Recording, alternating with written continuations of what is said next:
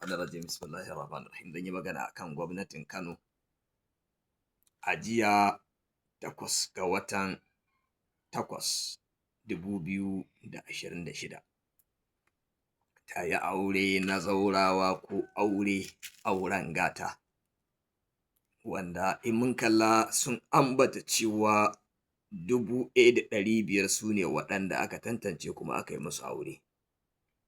Kuma mun zargi gwamnatin Kano da fitar da kuɗi biliyan 1 da miliyan 500, ina nufin miliyan 1000 da miliyan 500 akan wannan aure.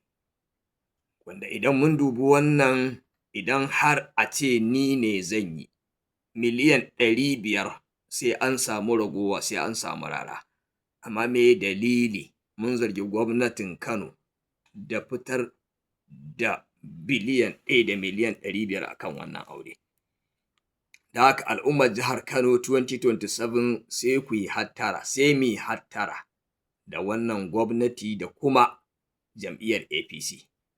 Ina kiran al'ummar Najeriya da al'ummar jihar Kano mu zaɓi jam'iyyar mu ta NDC Kwankwasiya mai alamar yatsu a 2027, wanda insha Allahu babu cuta babu cutarwa.